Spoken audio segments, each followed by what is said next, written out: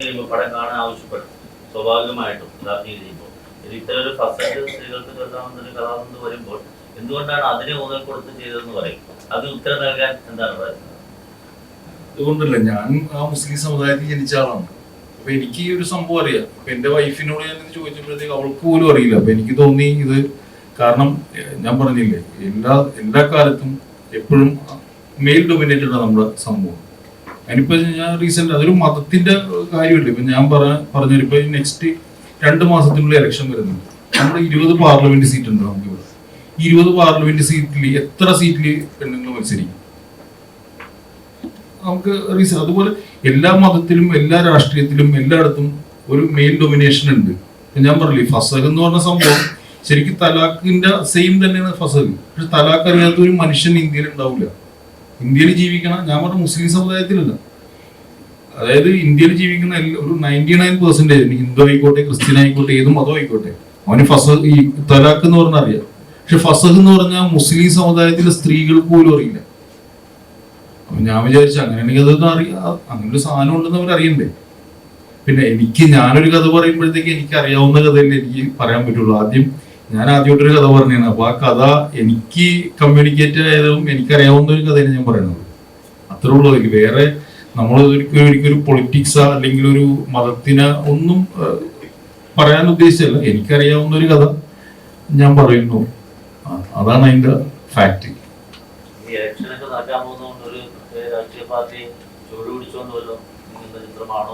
അതോ മത നേതാക്കൾ കണ്ടു കഴിഞ്ഞാൽ ഇത് എങ്ങനെ നേരിടും എന്ന ഈ കാര്യങ്ങളിൽ ടെൻഷൻ ഉണ്ടായിട്ടുണ്ടോ? ഇല്ല.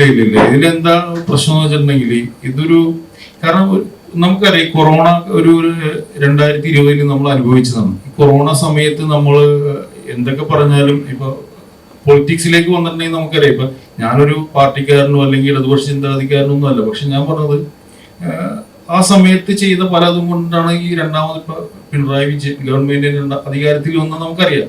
അപ്പൊ ഈ കൊറോണ സബ്ജക്റ്റ് ആയതുകൊണ്ടും ആ ഒരു ബേസ് ഉള്ളത് കൊണ്ടും എനിക്ക് പാർട്ടി ആ സമയം, അതായത് ആ കഥ കറക്റ്റായിട്ട് പോകണമെന്നുണ്ടെങ്കിൽ ആ നായകൻ ഒരു ഇടതുപക്ഷ ചിന്താഗതിക്കാരനായിരിക്കണമായിരുന്നു. അതുകൊണ്ട് മാത്രമാണ് അങ്ങനെ പറഞ്ഞത്. അല്ലാണ്ട് നമ്മളൊരു പാർട്ടീനെ ബൂസ്റ്റ് ചെയ്യാനോ തളർത്താനോ, ഈ ബിനീഷ് പറഞ്ഞ പോലെ നമ്മൾ എല്ലാ പാർട്ടിക്കാരെയും പറയുന്നുണ്ട്, എല്ലാ പാർട്ടിക്കാരെയും കളിയാക്കുന്നുണ്ട്, എല്ലാ പാർട്ടിക്കാരെയും നമ്മൾ ഈ പറഞ്ഞ പോലെ ഒരു ആക്ഷേപഹാസ്യമായിട്ടാണ് നമ്മൾ എടുത്തേക്കുന്നത്.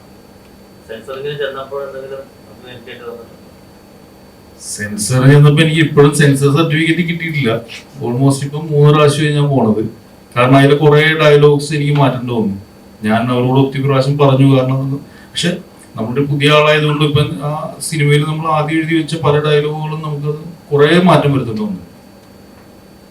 കാരണം അതിപ്പോ നമുക്കൊന്നും പറയാം, അവര് ഇപ്പൊ കേന്ദ്രത്തിനെതിരെ വിമർശനം നമുക്ക് കുറച്ച് സ്ഥലത്തുണ്ടായിരുന്നു. അത് പലതും അതവര് കട്ടിയിപ്പിച്ചു. നമുക്ക് അതിലൊന്നും പറയാൻ പറ്റില്ല. കാരണം ഇവിടെ ഒരു നിയമമുള്ള ആ നിയമം അനുസരിക്കാൻ നമ്മളെല്ലാവരും ബാധ്യസ്ഥരായത് കൊണ്ടിട്ട് നമ്മൾ വ്യക്തി സ്വാതന്ത്ര്യമുണ്ട്, എല്ലാ സ്വാതന്ത്ര്യം ഉണ്ടെങ്കിലും നമുക്ക് അതിനൊക്കെ ഓരോ നിയന്ത്രണങ്ങളുണ്ട്. ആ നിയന്ത്രണത്തിന്റെ ഉള്ളിൽ നിന്ന് നമുക്ക് കൊണ്ട് പറ്റുന്നതിന്റെ പരമാവധി നന്നായിട്ട് ചെയ്തിട്ടുണ്ടെന്ന് എന്റെ വിശ്വാസം. പറഞ്ഞു. അപ്പൊ അത് എഴുതുമ്പോ ചിന്തിച്ചില്ലേ എങ്ങനെ? അല്ല, അത് അങ്ങനെ നമ്മൾ ചിന്തിച്ചിട്ടല്ല. നമ്മൾ കഥ എഴുതുമ്പോ അതിന്റെ സ്വാഭാവികമായിട്ടുള്ള രംഗങ്ങളിലൂടെ നർമ്മ സംഭാഷണങ്ങളിലൂടെയൊക്കെയാണ് പോണത്. അപ്പൊ ചിലപ്പോ അത് നമ്മൾ ഭരിക്കുന്ന പാർട്ടിക്കെതിരെ നമ്മൾ അല്ലെങ്കിൽ എന്താ പറയുക പൊളിറ്റിക്സിനെതിരായിട്ട് നമ്മൾ പറയുമല്ലോ. സ്വാഭാവികമായിട്ടും നമ്മൾ പറയണത് നമ്മൾ സിനിമയിലും അവർ പറഞ്ഞു എന്നുള്ളൂ. പക്ഷെ അപ്പൊ അവര് പറഞ്ഞത് കേന്ദ്ര ഗവൺമെന്റിനെ വിമർശനമാകും എന്ന് പറഞ്ഞു, കേരള ഗവൺമെന്റിനെ വിമർശനമാകും എന്ന് പറഞ്ഞിട്ട് നീക്കം ചെയ്യാൻ പറഞ്ഞ് നമ്മൾ ചെയ്തല്ലേ പറ്റുള്ളൂ. നമ്മൾ നീക്കം ചെയ്തിട്ടുണ്ട്. അപ്പൊ നീക്കം ചെയ്ത് കൊടുത്തിട്ടുണ്ട്. അപ്പൊ എനിക്ക് ഇന്നോ നാളെയോ സർട്ടിഫിക്കറ്റ് ആവുമെന്നാണ് പറഞ്ഞത്. അപ്പൊ ഇനി അടുത്തൊരു സ്ക്രിപ്റ്റ് ഒക്കെ എഴുതുമ്പോൾ ഇനി കൂടുതൽ ശ്രദ്ധിക്കോ?